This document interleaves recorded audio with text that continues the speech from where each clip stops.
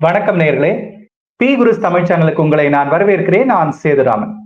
இன்று என்னோடு மீண்டும் இணைந்திருக்கிறார் மூத்த பத்திரிகையாளர் திரு சேகரையர் அவர்கள்.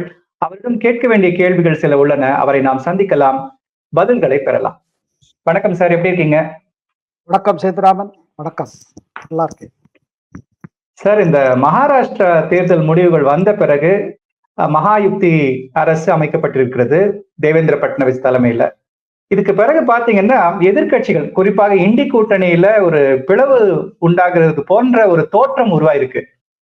இது எதனால உருவாயிருக்கு? ஏன்னா அங்க இருக்கக்கூடிய எஸ்பி, அதாவது சமாஜ்வாதி கட்சி ஆகட்டும், அல்ல இந்தியா பிளாக்ல இருக்கக்கூடிய மம்தா பானர்ஜி ஒரு விஷயம் சொல்லியிருக்காங்க, நான் இந்தியா பிளாக் தலைமை ஏற்க தயார் அப்படின்னு. இந்த மாதிரியான விஷயங்கள் எதனால உருவாயிருக்குன்னு நீங்க நினைக்கிறீங்க?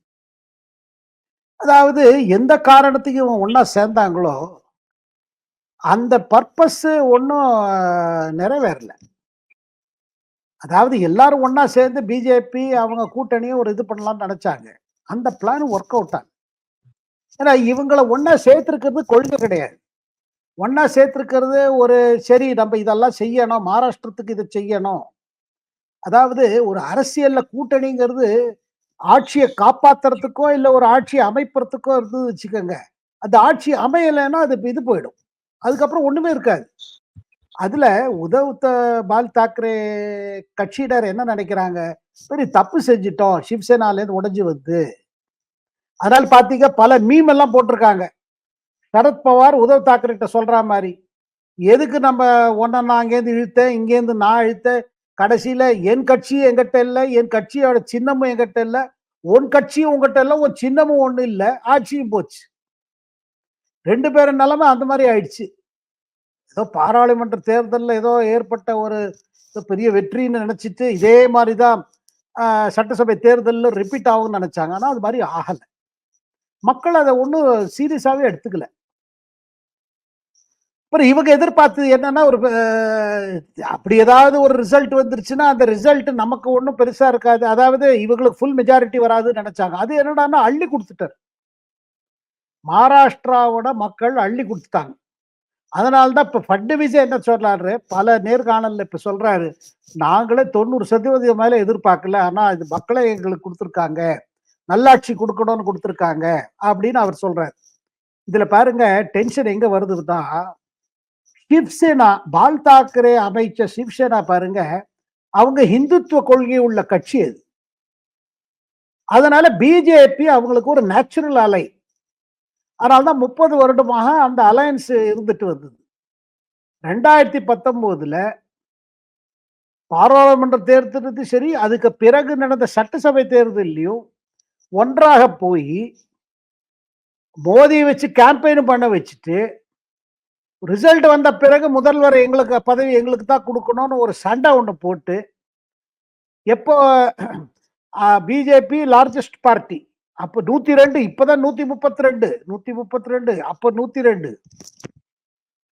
அதுல சிஎம் இதுக்கு நீங்க எங்களுக்கு ப்ராமிஸ் பண்ணீங்க அப்படி இப்படின்னு சொல்ல, பிஜேபி தரப்புல இருந்து அந்த மாதிரி எந்த விதமான யாருக்கும் நாங்க ப்ராமிஸே செய்யலன்னு சொல்ல, அது தனியா நடந்து அதுக்கப்புறம் ஒரு முயற்சி ஆகுது. சரத்பவார் பிஜேபி பேசுறாங்க, சரத்பவார் அஜித் பவார் அனுப்பி வைக்கிறாரு, அவங்க அரசு 2 நாள் நீடிக்குது. அதுக்கு பிறகு ஏன்னா அஜித் அதுக்குள்ள சரத்பவார் மைண்டை மாத்திடுறாரு. அவர் என்ன நினைச்சாரு, இந்த பொண்ணை உட்காந்து வைக்கலாம நினைச்சிட்டு, ஆனா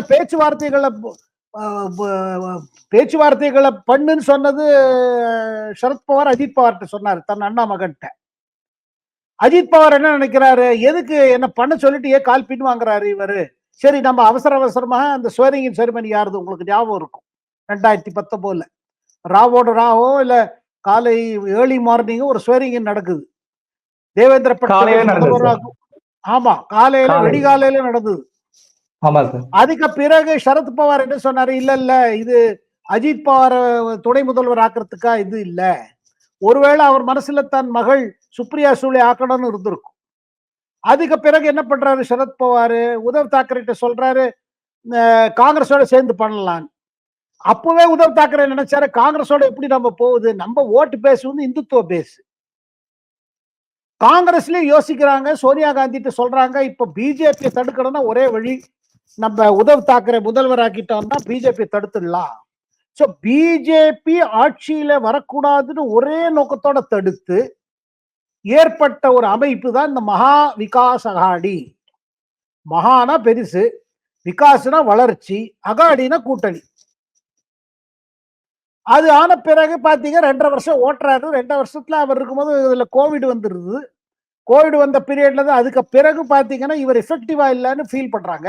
ஆனா உத்தவ் தாக்கரே கட்சிக்குள்ள ஏக்நாத் ஷிண்டே போல தலைவர்கள் என்ன நினைக்கிறாங்க, நமக்கு ஓட்டு வந்து இஸ்லாமியர்கள்லாம் நமக்கு ஓட்டு போட மாட்டாங்க, நம்ம என்னடானா இந்த கூட்டணியில வந்துட்டோம். அதாவது சரத்பவாரோட தேசிய காங்கிரஸ் கட்சிக்கு சரி, காங்கிரஸ் கட்சிக்கு சரி, சிறுபான்மையினர் ஓட்டு மகாராஷ்டிரால ஒரு பெரிய இது, அது பெரிய ஒரு ஃபேக்டர். இப்ப நம்ம இங்க என்ன பண்ணிட்டு இருக்கோம்னு சொல்லிட்டு அவங்க என்ன பண்றாங்க, உடைச்சிட்டு அந்த பக்கம் போறாங்க. ஏக்நாத் ஷிண்டேவை முதல்வர் ஆக்குறதா பிஜேபி. நான் எதுக்கு இந்த ஒரு பேக்ரவுண்ட நமக்கு ரிமைண்ட் பண்ணிக்கிறேன்னா, இதை புரிஞ்சதுன்னா, இதை நம்ம மனசுல வச்சிருந்தோம்னா இப்ப நடக்கிற நிகழ்வுகள் புரியும். ஆட்சிக்காக அமைக்கப்பட்ட கூட்டணி ஆட்சி இல்லைன்னு உடனே அது தானாவே தொப்பு தொப்புன்னு விழுறது. இப்ப பாருங்க, நேத்திக்கு என்ன ப்ரொவோகேஷன் பாருங்க. உத்தவ் தாக்கரேக்கு நெருங்கிய இருக்கிற ஒரு தலைவர் மிலிந்துன்னு பேர், அவர் பேர். அவர் வந்து ஒரு ட்வீட்டை போடுறாரு. என்ன, டிசம்பர் 6ஆம் தேதி பாபரி மஸ்ஜித் இடிக்கப்பட்ட 32வது இது ஆனிவர்சரி. அன்னைக்கு ஒரு ட்வீட்டை போட்டு என்ன சொல்றாரு, பால் தாக்கரே அப்ப சொன்னார், யார் இதை உடைத்தார்களோ அவரை பற்றி நாங்கள் பெருமைப்படுகிறேன். இதை தவிர்த்து பால் தாக்கரே சொல்லியிருக்காரு, உடைத்ததெல்லாம் எங்க சேனா சிவசேனா சைனிக்ஸ் தான் உடைத்தாங்கன்னு ஒரு கிளைம் பண்ணார். அது எவ்வளவு உண்மையோ தெரியாது, ஆனா அவர் கிளைம் பண்ணாரு, கிரெடிட் வாங்கிட்டாரு.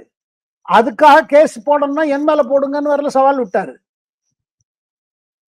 அந்த ட்வீட்டை தூக்கி போடுறாரு இந்த மிலிந்து. யாரு, உத்தவ் தாக்கரேக்கு நெருங்கியவர். அதை போட்ட பிறகு சமாஜ்வாதி கட்சி தலைவர்கள் அபு ஆஸ்மி, அப்புறம் மற்ற தலைவர்கள் சொல்றாங்க, இது என்னது, இது நம்ம இவங்களை ஒரு மதசார்பற்ற அரசியலுக்காக உத்தவ் தாக்கரே இங்க முதல்வர் ஆக்கினோம், இதை தடுத்தோம். அதாவது மதசார்பற்ற அரசியல் என்ன பிஜேபி தடுக்கிறது. இவர் என்னன்னா இப்ப இந்த மாதிரி எல்லாம் போடுறாங்க அவங்க. இதெல்லாம் போட்டா நாங்க பாபரி மஸ்ஜித் எல்லாம் அதோட டிமாலிஷனை சப்போர்ட் பண்றவங்கள நாங்க இது பண்ண மாட்டோம், அப்படியே வெளியேறிட்டார். சப்பா, அதாவது 9 தொகுதியில் நின்னாங்க இந்த அகாடி கூட்டணியில், 2 ஜெயிச்சாங்க. தேர்தலா முடிஞ்சு போச்சு. இதுல இருந்து என்ன தெரியுது பாருங்க, இந்த ட்வீட் போற காரணமே என்னன்னா, இப்ப உத்தவ் தாக்கரே கட்சியில் இருக்கிற பாக்கி சேனா தலைவர்கள் என்ன நினைக்கிறாங்க, இதுமே நம்ம இந்த இடத்துல இருந்து பிரயோஜனம் இல்ல. இதை தவிர்த்துங்க, இது என்ன இன்னொரு டெவலப்மெண்ட், ரிலேட்டட் டெவலப்மெண்ட், மமதா நீங்க கூறினது போல ஒரு இன்டர்வியூ கொடுத்தாரு ஒரு பங்களா சேனலுக்கு. அவரை கேட்கிறாங்க, நீங்க வந்து இந்த இந்தி கூட்டணி பண்ணீங்க, you are one of the founding members, Nitish Kumar நீங்க எல்லாம் ஏற்றினீங்க, ஆனா காங்கிரஸ் அதை கம்ப்ளீட்டா ஹைஜாக் பண்ணிட்டு அவங்க தான் அதுக்கு மெயின் பார்ட்டின்னு சொல்லி பண்ணாங்க, ஆனா தே ஃபெயில்ட். இப்ப இதுக்கு என்ன வழி, நீங்க என்ன செய்ய பண்ண போறீங்க அப்படின்னு கேள்வி. அதுக்கு மம்தாவோட இது என்ன, பதில் என்ன, என்ன செய்ய முடியும், எங்கிட்ட கொடுத்தீங்கன்னா நான் அதான் பார்க்க முடியும், பார்க்க தயார். ஆனா காங்கிரஸால முடியலங்கிறத கிளீனா சொல்லிட்டாங்க, முடியல, நம்ம கொடுத்து பார்த்தோமே. இங்க மேற்கு வங்காளத்துல நான் பிஜேபி தடுத்து வச்சேன், அகிலேஷ் யாதவ் உத்தரப்பிரதேசத்துல பிஜேபிக்கு நம்பர் வராம கொஞ்சம் தடுத்தாரு. ஆனா மகாராஷ்டிரா போற தேர்தலில் சரி, எங்க காங்கிரஸ் மெயின் பார்ட்டி, காங்கிரஸ் 100க்கு மேல அதிக இடத்துல, அதுல 75 இடத்துல டைரக்ட் ஃபைட் பிஜேபியோட, அங்க ஃபெயில் ஆயிட்டாங்க. ஹரியானாலையும் ஃபெயில் ஆயிட்டாங்க. இப்ப இவங்க ஃபெயில் ஆனப்புறம் என்ன பண்றது, அதை தவிர்த்து சேத்துராமன் என்ன கசப்பு என்னன்னா, இத எந்த தேர்தல் எப்படி முடிவு வந்தாலும் கண்டுக்கிறதே கிடையாது ராகுல் காந்தி.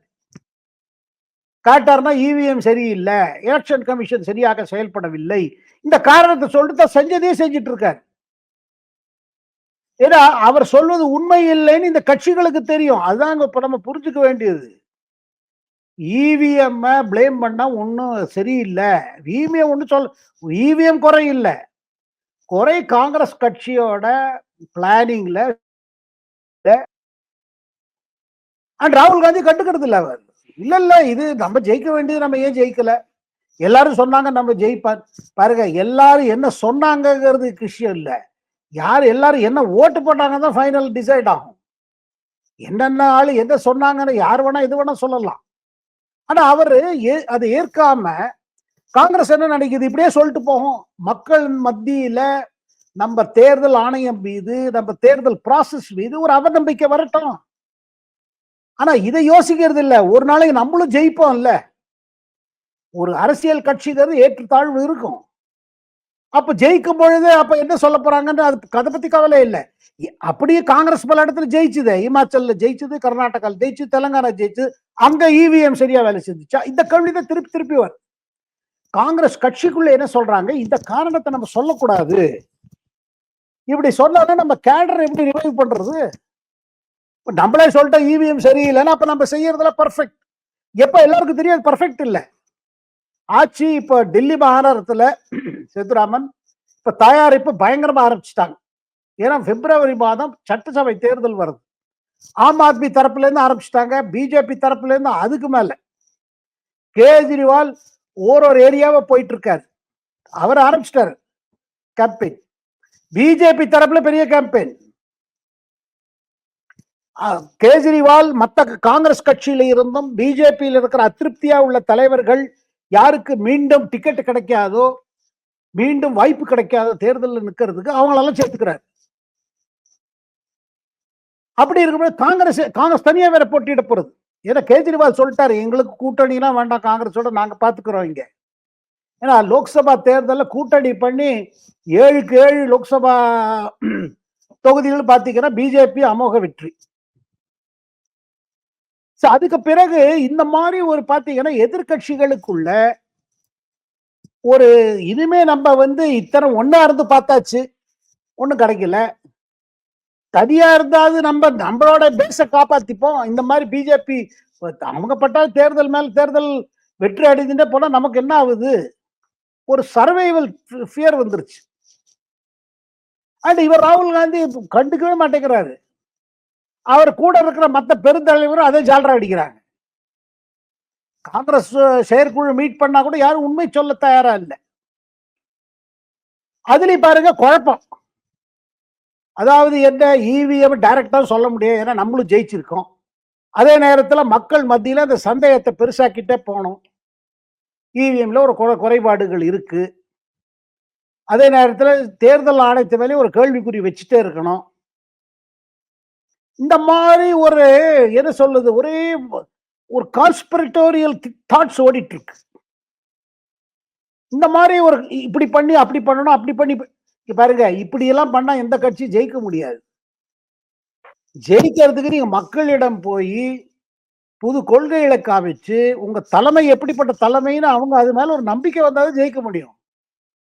இப்ப டெல்லியில பாருங்க, எந்த காங்கிரஸ் தலைவர்களோ இல்ல காங்கிரஸ் தொண்டர்களோ நம்புறது இல்ல ஏதாவது பெருசா சாதிக்க போறோம்னு. டெல்லியில தேர்தல் இப்ப பிப்ரவரி மாசத்துல வரப்போறது. இந்த மாச கடைசியில டேட்ஸ் சொன்னாலும் சொல்லிடுவாங்க. 45 நாள் முன்னாடி சொல்லிடுவாங்க. நான் எதிர்பார்க்கறது டிசம்பர் 15 பிறகு எப்ப வேணா டேட் பத்தி உங்களுக்கு ஐடியா கிடைச்சிடும். அப்படி இருந்ததுன்னா அது பிப்ரவரி மாதம் 1ஆம் தேதி வாக்குல இருந்துச்சு, 7 தேதியோ 8 தேதி இருந்துச்சுன்னா அப்போ அதுக்கு என்ன மாதிரி தயாரிப்பு? இதுல ராகுல் காந்தி இப்ப இதுல இன்னொரு விஷயம் பாருங்க சேத்ராமன், பாராளுமன்ற தொடர் நடத்திட்டு இருக்கு. அதுல ஒரே ஒன் பாயிண்டா அதானி அதானி அதானி அதே பத்தி பேசிட்டு இருக்காரு ராகுல் காந்தி. அவைக்குள்ளேயும் சரி அவை வெளியிலையும் சரி. மற்றபடி எங்க நாங்க சொல்ற இதுல பாராளுமன்றம் நடத்த விட மாட்டோம் சொல்லி நடத்த விடாம தடுத்துட்டு இருக்காங்க காங்கிரஸ்காரங்க. இது மற்ற எதிர்கட்சி தலைவர்களுக்கு பிடிக்கல. என்னது ஒரே இஷ்யூ பிடிச்சிட்டு இருந்தா இது மக்கள் மத்தியில பாருங்க, மக்களுக்கு அதானி யாரு என்ன தெரியும் சொல்லுங்க. மக்கள் நமக்கு டே டு டே பிரச்சனைகளை எடுத்து சொல்றாங்களா? நமக்கு இருக்கிற பிரச்சனைகள், நமக்கு இருக்கிற ப்ராப்ளம்ஸ், நமக்கு இருக்கிற என்னெல்லாம் நமக்கு இருக்கோ அதுக்கெல்லாம் என்ன இது பண்றாங்க, நம்ம வாழ்க்கையில என்ன முன்னேறத்துக்கு என்ன பத்தி பேசுறாங்க எதிர்கட்சியாவும் சரி ஆளுங்கட்சியும் சரி. இவர் என்னன்னா ஒரே இதுல இருக்காரு. அதானி அமெரிக்காவில் அவருக்கு எதிர்த்து கேஸ் வந்துருச்சு, அதனால மோடி பாதிக்கப்பட்டார்.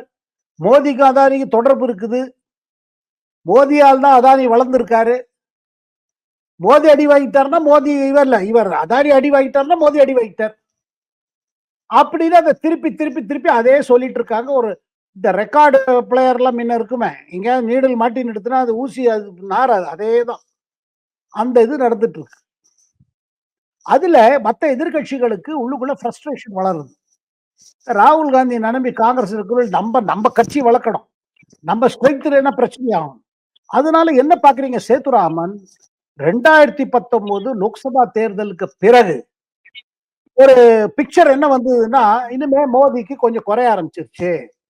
பிஜேபிக்கு சொந்தமா மெஜாரிட்டி கிடைக்கல. என்டிஏ அலையன்ஸ திருப்பி அத பெருகுபடுத்தி அதை முன்னாடி வச்சு ஆட்சி ஓட்டுறாங்க.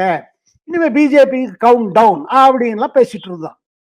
அண்ட் காங்கிரஸுக்கு 52 தொகுதிகள் இருந்ததுல 99 போயிடுச்சு. இனிமே காங்கிரஸ் வளர்ச்சி தான். அப்படி இப்படி பேசி இருந்த ஒரு ஒரு சூழ்நிலையிலேருந்து பாருங்க, இப்ப என்ன சிச்சுவேஷன்னா பேக் டு ஸ்கொயர் ஒன்.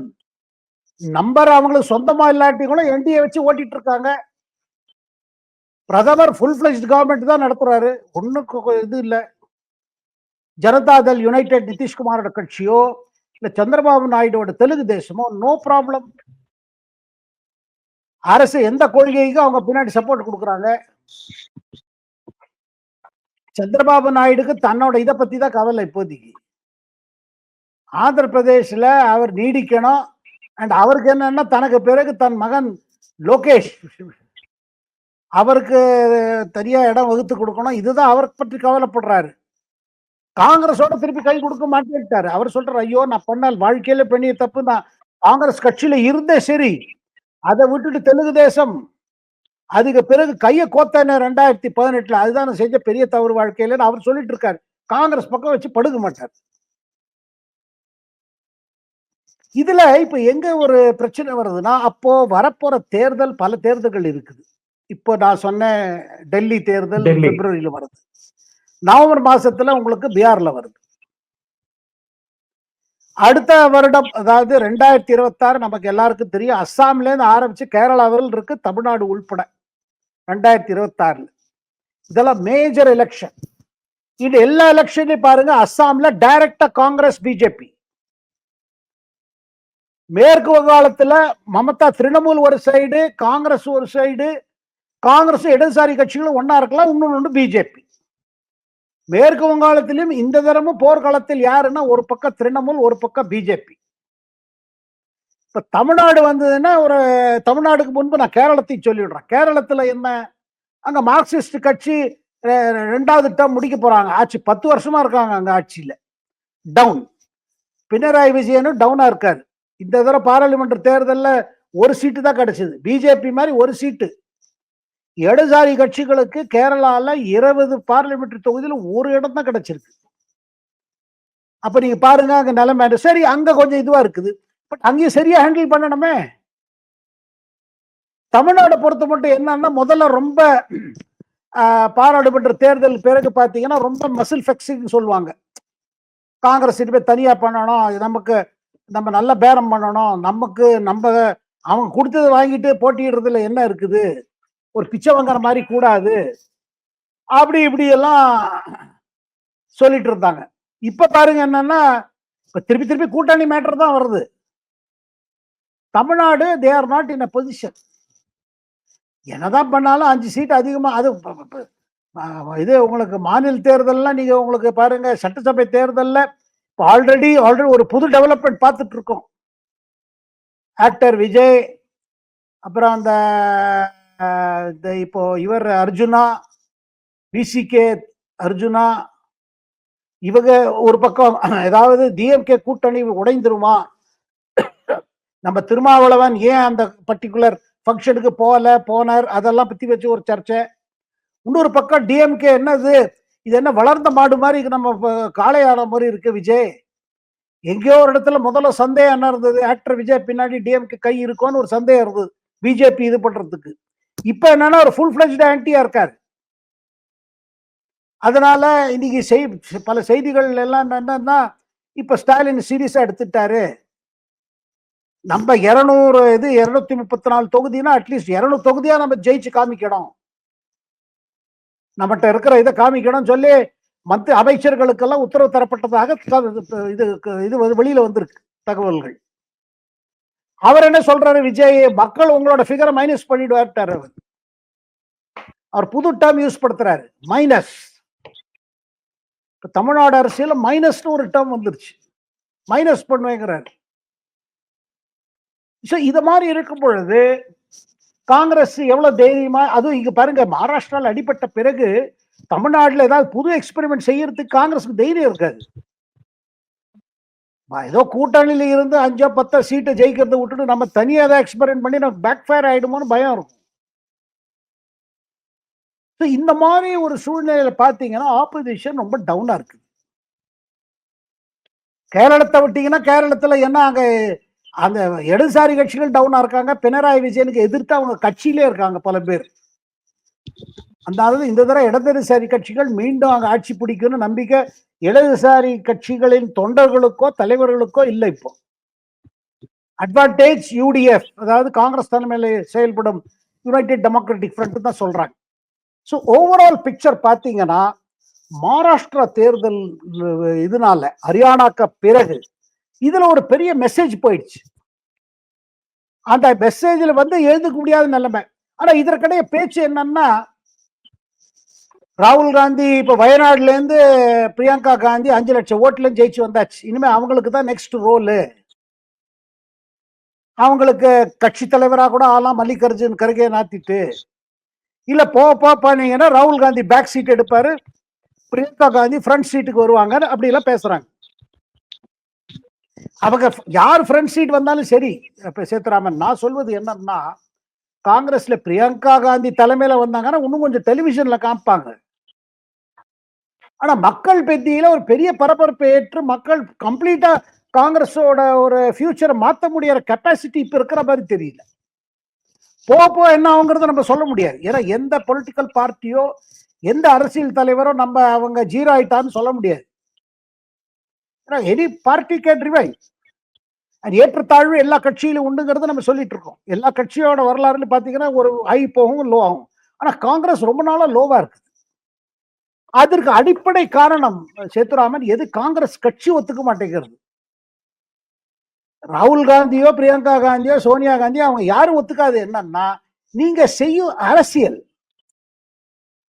நீங்க எது பண்ணாலும் என்ன பண்றீங்க, இந்திய அரசுக்கு சரி ஏன்னா மோதியை எதிர்க்கணும், இல்ல இந்தியாவுக்கே நீங்க ஏதோ எதிர்த்து இருக்கிற மாதிரி, இந்தியா வளர்ச்சிக்கோ இந்தியாவோட பொருளாதார இதுக்கு எதிர்த்து இருக்கிற மாதிரி நீங்க செயல்படுறீங்க. பாருங்க, என்ன உண்மைங்கிறது வேற விஷயம். ஆனா வெளிநாட்டுக்கு போறீங்க வர்றீங்க, அங்க ஏதோ ஐடியாஸ் கிடைக்கிறது, அந்த ஐடியா வச்சு நீங்க ஆரம்பிக்கிறீங்க.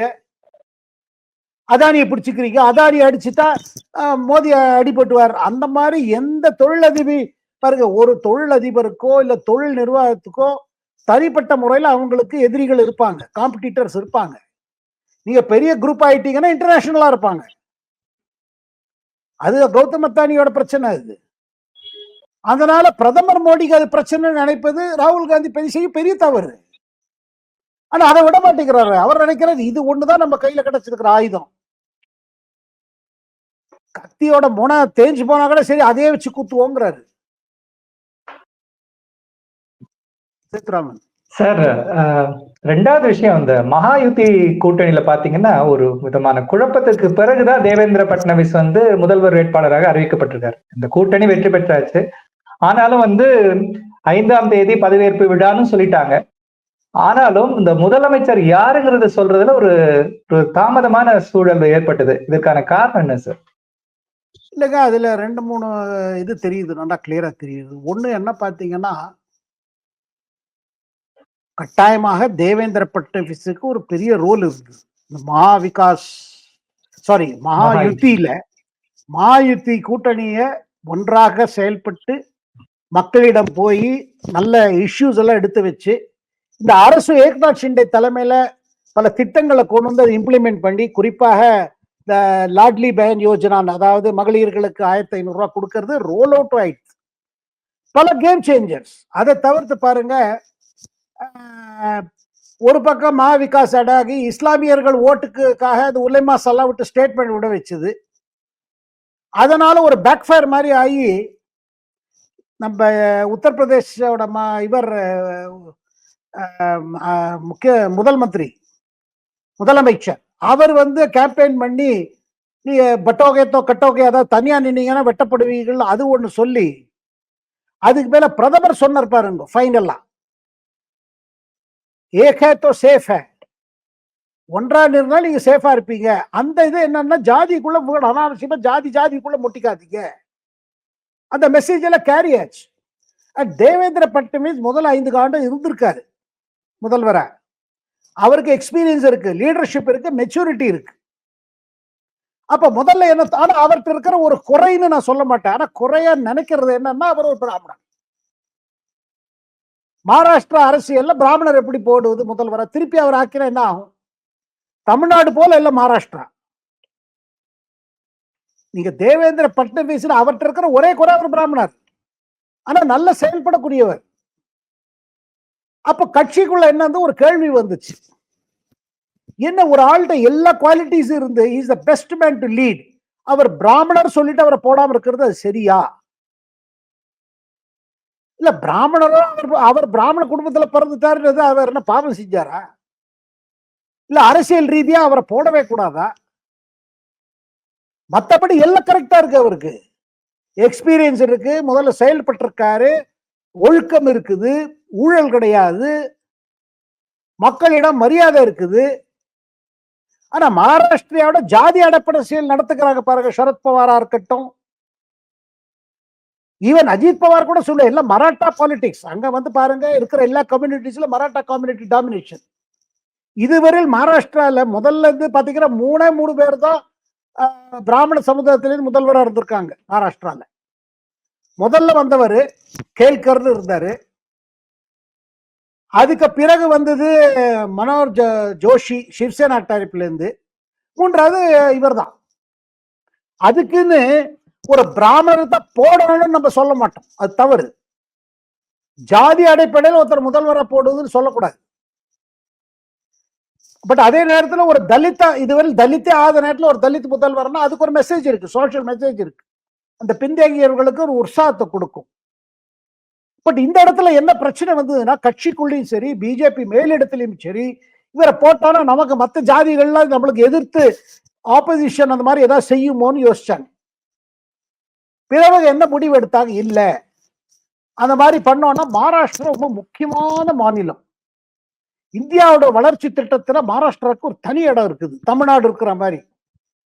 சொல்ல போனா தமிழ்நாடோட அதிகம். காரணம் மும்பை மகாராஷ்டிரால இருக்கு. இங்க தொழிலதிபர்களும் தொழில் நிர்வாகங்களும் பார்த்துட்டே இருப்பாங்க எப்படி மகாராஷ்டிரா செயல்பட்டு கொண்டு இருக்கு. அண்ட் மகாராஷ்டிராக்காக பல திட்டங்களை வச்சிருக்காங்க. இன்வெஸ்ட்மெண்ட் அட்ராக்ட் பண்ணணும். நீங்க அட்ராக்ட் பண்றதுக்கு ஒரு சாலிட் லீடர்ஷிப் வேணும். அண்ட் இந்த மகாயுத்தி அரேஞ்ச்மெண்ட்லயே சாலிடா இருக்கிறது பிஜேபி. பிஜேபி இந்த டயத்துல சோஷியல் மெசேஜ் சொல்லி வேற யாராவது போட்டு செயல்படுறது அது சரியா இருக்காது. ஆனா அவரே தேவேந்திர பட்னவிஸ் என்ன பண்ணாரு, போன தரம் ஏக்நாத் ஷிண்டே அவரே அழைச்சிட்டு வந்தாரு. அவர் மராட்டா தலைவர், அவரை முதல்வராக்கிட்டு இவர் துணை முதல்வராக சேர்ந்தாரு. அப்ப பல பேர் கூட சொன்னாங்க இவர் ரொம்ப வருத்தத்தில் இருந்தார். அவர் சொன்னது இல்ல. இப்ப கூட பாருங்க, இத முடிவெல்லாம் வைத்துக்கொண்டு அண்ட் ஏக்நாத் ஷிண்டே ரொம்ப நம்பக்கூடிய ஆள் பட்னவிஸ். சரி நீங்க இருங்க, எனக்கு ஒன்றும் பிரச்சனை இல்லை அப்படின்னு அவருக்கு என்ன இருந்தது, தேவேந்திர பட்னவிஸ்க்கு நான் வேலை செய்ய தயார். ஏன்னா தேவேந்திர பட்னவிஸ் என்ன முதல்வராக்கினார். இவ்வளவு நம்பர்ஸ் அவங்கள்ட்ட இருந்தும் அஜித் பவாருக்கு என்ன, Devendra Fadnavis no problem. So உங்களுக்கு கூட்டணி கட்சியிலும் சரி, கட்சிக்குள்ளேயும் சரி, கட்சி மேலிடத்திலும் சரி, கட்சிக்கு பின்னாடி பெரிய ஆதரவு தரக்கூடிய நம்ம ஆர்எஸ்எஸ்லயும் சரி, என்னன்னா இந்த தடவை தேவேந்திர பட்னவிஸ் கொடுத்து மகாராஷ்டிரா வளர்ச்சிக்காக அதுக்காக ஒரு நம்ம தேர்ந்தெடுக்கிறதுனா, ஒருத்தர் பிராமணர் சொல்லிட்டு நம்ம தேர்ந்தெடுக்காம போனா நம்ம செய்யும் பெரிய தவறாயிடும். ஒரு தகுதியுள்ள தலைவரை அவர் பிராமணர் சொல்லி தள்ளி வச்சாலும் நமக்கு தான் நஷ்டம் ஏற்படும், அவருக்கு என்ன ஆக போறது. அதனால ஒரு பெரிய முடிவு சேத்துராமன். இது நான் சொல்லுவேன், மகாராஷ்டிராவில் இருக்கிற சமூக கணக்கெல்லாம் பாத்தீங்கன்னா போல்டு மூவ். தட் இஸ் என்ன, Devendra Fadnavis is not just a brahmin leader. அவர் பிராமணர் சொல்லி தலைவரா இல்ல, அவர் கீழே மேல வந்தவர், சங்கில வந்தவர். சங்க பத்தி தெரிஞ்சவங்க பாத்தீங்கன்னா அங்க இந்த ஜாதியே கிடையாது சங்குல. ஆனா ஒரு டயத்துல பிரச்சாரம் என்ன இருந்தது, ஆர்எஸ்எஸ் எதிர்த்தவங்களோட பிரச்சாரம், இல்ல இல்ல இது பிராமின் பனியா பார்ட்டி, அதாவது இந்திய தமிழ்ல சொல்ல போனா பிராமணர்களும் செட்டியார்களும் நடத்தும் கட்சின்னு. பனியான செட்டியார் சமுதாயம் வச்சுக்கோங்களேன். அந்த இது மாதிரி கிடையாது கான்செப்ட். அண்ட் எனக்கு தெரிஞ்சவர்கள் பல நம்ம ஆர்எஸ்எஸ் தலைவர்கள் இன்டராக்ட் பண்ணியிருக்கேன். நான் ஆர்எஸ்எஸ் ஸ்கூல்ல இதுவும் பார்த்திருக்கேன். எங்கேயுமே ஜாதி பத்தி யாருமே கேட்க மாட்டாங்க.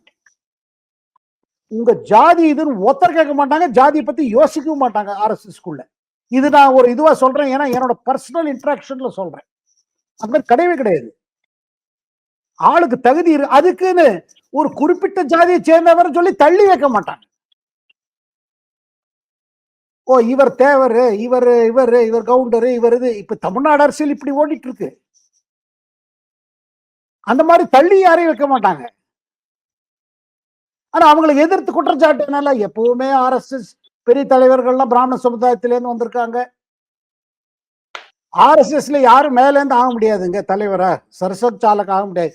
கீழேந்து ஒரு பிரச்சாரக்க இருந்து அவங்க வேலை செஞ்சு மேல வரணும். அது அவ்வளவு ஈஸி கிடையாதுங்க. அங்க ஒரு சிஸ்டம் இருக்குது.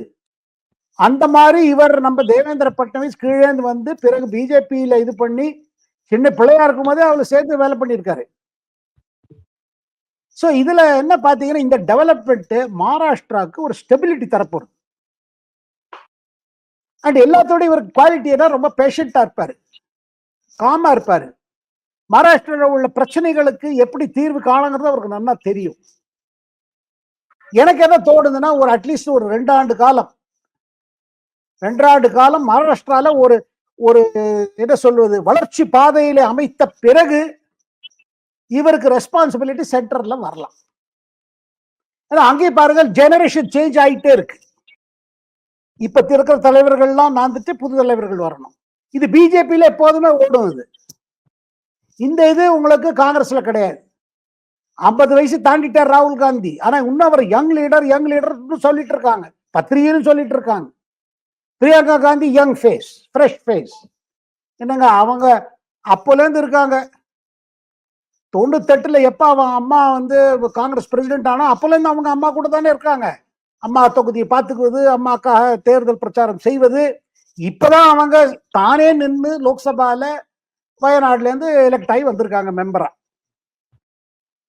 சோ இதுல பாத்தீங்கன்னா மகாராஷ்டிர அரசியல் எப்படி ஒரு திருப்பத்தை கொண்டு வருது தேசிய அரசியல்ங்கிறது, இது பல இது இருக்கு, பல என்ன சொல்றது ஆங்கிள்ஸ். அதை தான் நாம இன்னைக்கு எடுத்து பேசியிருக்கோம்.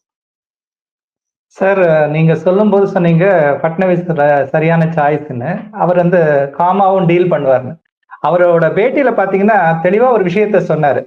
பொசிஷன் தான் மாறி இருக்க தவிர நாங்க 3 பேரும் இணைந்து மகாராஷ்டிராவின் வளர்ச்சிக்காக பாடுபடுவோம் அப்படின்னு சொன்னார். அதனால டெப்டி சிஎம்ங்கிறது சிஎம் ஆயிருக்கு, சிஎம் இருந்தவர் டெப்டி சிஎம் ஆயிருக்காரு, அவ்வளவுதான் வித்தியாசங்கிறத வந்து எல்லாருக்கும் புரியுற மொழியில அவர் அழகா சொல்லியிருக்காரு. அடுத்த விஷயம் சார், இந்த பாராளுமன்றத்துல மாநிலங்களவை உறுப்பினர் திரு அபிஷேக் மனு சிங்வி சீட்டு கீழே கட்டுக்கட்டா பணம் இருந்ததா ஒரு தகவல் வருது. என்ன சார் நடந்ததுங்க? இல்லைங்க, எவ்ரிடே பாத்தீங்கன்னா இப்போ புது பாராளுமன்ற பில்டிங்லயும் சரி பழைய பில்டிங்லயும் சரி அன்றையோட இது பிசினஸ் ஆன பிறகு அவை ஒத்துழைப்புக்கு பிறகு செக்யூரிட்டி செக் நடக்கும். அவங்க மோப்ப நாயை வச்சுட்டு எல்லாரும் வச்சுட்டு செக் பண்ணுவாங்க. ஏன்னா எல்லாரும் அன்னியோட ப்ரொசீடிங்ஸ் முடிஞ்ச பிறகு செக் பண்ணும் பொழுது ஏதாவது பாம்பு இருக்கா, சஸ்பீஷியஸ் ஆப்ஜெக்ட்ஸ் ஏதாவது இருக்கான்னு பார்ப்பாங்க. சந்தேகம் உண்டாகிற மாதிரி ஏதாவது விஷயம் ஆயிருக்கான்னு செக் பண்ணுவாங்க. கம்ப்ளீட் செக் பண்ணி அப்புறம் லாக் பண்ணி சீல் பண்ணிடுவாங்க. இது ருட்டீன் ட்ரில். அண்ட் உங்களுக்கு தெரியும், போன வருடம் ஏற்பட்ட அந்த சம்பவம் பிறகு 2 பேர் உள்ள குதிச்சாங்க, மேலே குதிச்சு புகையை ஒரு இதை ஒன்று கிளப்பி விட்டாங்க. அதுக்கு பிறகு அங்கே மாத்திட்டாங்க செக்யூரிட்டி.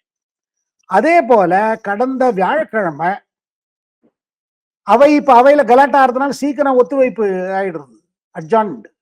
அதுக்கு பிறகு அவங்க செக் பண்ணியிருக்காங்க. செக் பண்ணும் பொழுது ராஜ்யசபால மேலவையில 222 சீட்டு நம்பர், அது கீழே பாத்தீங்கன்னா ஒரு பண்டில் ஆஃப் கத்த நோட்டு கிடக்குது. எல்லாம் 500 ரூபாய் நோட்டு, 100 நோட்டு, டோட்டல் வேல்யூ 50,000 அப்படியே கீழே கிடக்குது. யார் போட்டாங்க, யாரோடது என்ன தெரியாமங்க அந்த CISF central industrial security force காவல்காரர்கள் அதை கொண்டு போய் அவங்க சேர்மன் ஆபீஸ்ல வைக்கிறாங்க. செக்யூரிட்டில சொல்றாங்க இந்த மாதிரி எங்களுக்கு இது கிடைச்சிச்சு. ஆச்சரியம் என்னன்னா பாருங்க, யாராவது இப்போ உங்களோட ஒரு பர்ஸை விட்டு வந்துட்டீங்க, இல்ல மொபைல் ஒரு கடையில போறீங்க, ஏதோ வாங்க போனீங்க, விட்டுட்டு வந்துட்டீங்க. அலறி பிடிச்சுன்னு திருப்பி போவீங்க. ஐயா நான் பர்ஸை விட்டீங்க, நான் என் பர்ஸை பார்த்தீங்களான்னு கேட்பீங்க. பல கடைகளா இருக்கட்டும், எங்கேயா இருக்கட்டும், ஆமாங்க நீங்க விட்டுட்டு போனீங்க, நாங்க தனியா எடுத்து வச்சிருக்கோம், இந்தாங்க எல்லாம் சரியா இருக்கா, கரெக்டா பாத்துக்கங்கம்பாங்க. இங்க என்னன்னா 50,000 ரூபாய் நோட்டு ஒரு பண்டில் கட்ட, அது கீழே யாரோ விழுந்துருச்சு. இதர் பாக்கெட்ல இருந்து விழுந்ததோ, எதை கேட்டீங்கன்னா இப்ப டெல்லியில குளிரா இருக்கு பாக்குறீங்க, நானும் ஸ்வெட்டர் எல்லாம் மாட்டிட்டு உட்காந்துட்டு இருக்கேன். அங்கேயும் பாத்தீங்கன்னா ஓவர் கோட்ல அந்த ஜெயில் ஜாக்கெட் எல்லாம் போட்டுன்னு வருவாங்க. அது அப்படியே திணிக்கும் போதோ இல்ல பேண்ட்ல எங்க இருந்தோ டிரா பண்ணி பாக்கெட்ல வச்சிருந்தா வெளியில விழுந்துரும். பர்ஸ் வெளியில விழுற மாதிரி தான். அது மாதிரி யாரோட விழுந்திருக்கும். ஆனா விழுந்த இடம் யார் உட்கார்ந்த இடம் அது? அபிஷேக் மனு சிங்வி, பெரிய வக்கீல் அவரு. டெல்லியிலே பாத்தீங்கன்னா பெரிய வக்கீலே, ரொம்ப ஹை சார்ஜிங் வக்கீல். ஹை சார்ஜிங் வக்கீல்னா நம்ம கூசப்படாம சொல்லலாம், வித்தவுட் கான்ட்ரடிக்ஷன். அவரை நீங்க ஹையர் பண்ணி சுப்ரீம் கோர்ட்ல இது பண்ணீங்கன்னா 16 லட்சம் ரூபாய் வாங்குவாரு ஒரு ஹியரிங். அவரை நீங்க டெல்லி ஹைகோர்ட்லயோ இல்ல மத்த ஹைகோர்ட்ல அவருக்கு வாதாட கூப்பிட்டீங்கன்னா அவருக்கு இன்னும் அதிகம் தரணும்.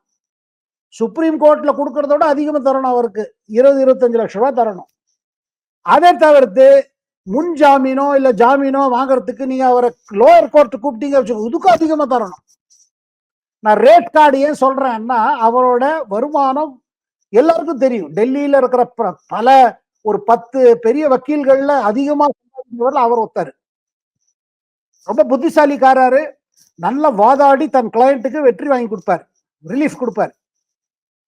அப்போ அவர் சில சமயம் கேஷ்ல டீல் பண்றாங்க. கொஞ்சம் அமௌண்ட் கேஷ்ல இருக்கும், கொஞ்சம் அமௌண்ட் இருக்கும். அந்த மாதிரி கிளையண்ட்ல யார்கிட்டயோ வாங்கியிருப்பாரு, இல்ல யார்கிட்டயோ வாங்கிட்டு யார்கிட்டயோ கொடுக்கறதாவும் இருக்கலாம். அதனால எல்லாரும் எதிர்பார்த்தாங்க என்ன, சரி அவர் பாக்கெட்ல விழுந்துருச்சு, அவர் முன் வந்து ஆமா என் பாக்கெட்ல இருந்து விழுந்துருச்சு சொல்வாரான்னு எல்லாரும் எதிர்பார்த்தாங்க. ஆனா அவர் மறுத்துட்டார். என்னது இல்ல, என்னங்க அமௌண்ட்டும் 50,000 உங்க பாக்கெட்ல விழுந்தா கூட என்ன பெரிய தப்பு ஆயிப்போச்சு? உங்களை யாரா கேட்க போறாங்களா? உங்கள்ட்ட ஏது வந்து இந்த 50,000 அது கேட்க முடியாது. 5 கோடி ரூபாய் ஒரு பாக்கெட்ல விழுந்தா கூட யாரும் கேட்க முடியாது. அவ்வளவு பெரிய அவர். ஆனா அவர் முன்னே வரல. வராம இது என்ன ஆச்சு பாருங்க. இது பார்லிமெண்ட் சைட்ல இருந்து அவங்க விசாரிச்சிருக்காங்க, அவர் மறுத்திருக்காரு. இவர் என்ன நினைச்சாரு, சபாநாயகர், மேலவை சபாநாயகர், இந்த மேட்டரை வந்து நம்ம ஹவுஸ்ல கொண்டு வரணும். அதனால வியாழக்கிழமை அவர் அதை உடைச்சிட்டார் மேட்டரை. பாருங்க, நேற்றுக்கு செக் நடந்தது, 50,000 நோட்டு கிடைச்சிருக்கு. யாருன்னு தெரியல, இது யாரும் கிளைம் பண்ண முன் வர மாட்டேங்கிறாங்க. ஆனா கிடைத்ததோ என்ன 222 நம்பர் சீட்டு நம்பர் கீழே கிடைச்சிச்சு. அவர் பேரை எடுத்துட்ட உடனே காங்கிரஸ் தரப்புல அவர் பேரை ஏன் எடுக்கிறீங்க, அவர் சீட்டு கீழே கிடைச்சா அவரு என்னங்க 50,000 ரூபாய் நோட்டு அவர் சீட்டு கீழே கிடைச்சுன்னு ஒரு உண்மையை எடுத்து சொல்லும் போது ஏன் இப்படி இது ஏன் ப்ரொடெஸ்ட் பண்றீங்க? இல்ல இல்ல அவர் பேர் எடுக்க கூடாது. எப்ப இந்த நோட்டு அவரோடது எஸ்டாப்ளிஷ் ஒரு வேடிக்கையான சம்பவம் நிகழ ஆரம்பிச்சிச்சு. அவர் தன் பேர் எடுக்கப்பட்டது, ஓபனா எடுக்கப்பட்டு சொன்னா அவர் வந்துட்டாரு ஹவுஸுக்கு. பத்திரிகையாளர்கிட்ட என்ன சொல்றாரு, நான் வந்தது உண்மைதான், அன்னைக்கு 12:57க்கு உள்ள வந்தேன் அவைக்குள், 1 மணிக்கு அவை அட்ஜர்ன் ஆயிடுச்சு, தள்ளி வைப்பு லஞ்சுக்கு. அப்ப கலாட்டா வேற நடந்துட்டு இருக்கேன். நான் உட்கார்ந்து 3 நிமிஷம், அதுக்கப்புறம் இன்னொரு உறுப்பினரோட சேர்ந்து பார்லிமெண்டோட கேன்டீனுக்கு போயிட்டு லஞ்ச் பண்ணேன்ட்டார். ஆனா இது என்னோடது கிடையாது, நான் இவ்வளவு பணம் எல்லாம் தூக்கிட்டு போறது கிடையாது.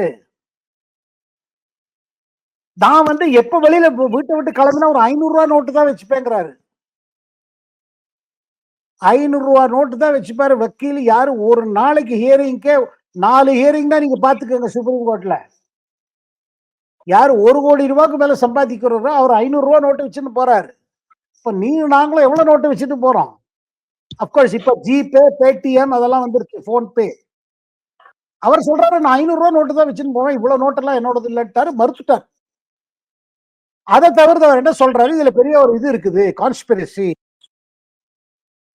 என் பேரை இது பண்றதுக்கு இருக்கு, நான் இது மேல என் மேல என்னை யாராவது இந்த நோட்டோட கனெக்ட் பண்ணா நான் கேச போடுவேன்னு பயமுடுத்துறாரு.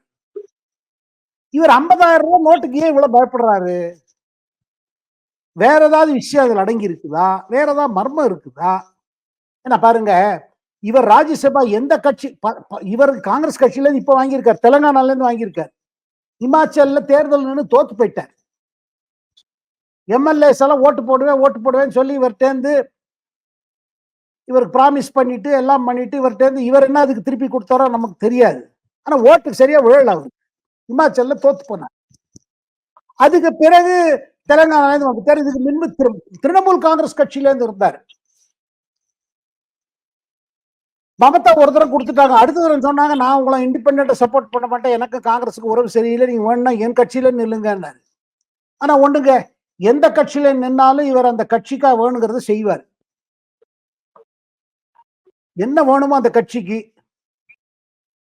தன்னால என்ன செய்ய முடியும், உதவி செய்யப்படுமோ அந்த கட்சிக்கு செய்வார். அதாவது அந்த கட்சி தலைவர்கள் ஊழல் வழக்கில் மாட்டிவிட்டால் அவர்களுக்காக வாதாடுவார். அதை தவிர்த்து வேற ஏதாவது அந்த கட்சிக்கு ஏதாவது ஒரு பிரச்சனைக்கோ பொருளாதார பிரச்சனையோ எதுவா இருந்தாலும் அவர் உதவி செய்வார். நம்ம உதவின்னு சொல்றோம், சில பேர் அதை பேரம்பாங்க. டிக்கெட் இந்த மாதிரி பேரம் பண்ணி அவருக்கு வழங்கப்படுகிறதுன்னு ஒரு குற்றச்சாட்டு இருக்கு. கட்சி அந்தந்த கட்சியில இருக்குது. நம்ம அதுக்குள்ள போக மாட்டோம். இவர் உதவி செய்வாரு, பொருளாதார ரீதியா உதவி செய்வாரு. இத நம்ம அபிஷேக் மனு சிங்வியோட பர்சனாலிட்டி, கேரக்டர் எல்லாம் புரிஞ்சுட்டு தான் நம்ம இந்த சம்பவத்தை பார்க்கணும். ஆனா இந்த சம்பவத்தை புரியலன்னா, ஒரு 50,000 நோட்டை வச்சு எதுக்கு எதிர்கட்சிகள் இப்படி அவதி போடுறாங்க? யாரோ போட்டு போயிட்டாங்க, யாரோ உள்ள இருக்கிறவங்க போட்டிருப்பாங்க. இல்ல இது யாரோ கொண்டு வந்து வச்சிருக்காங்க.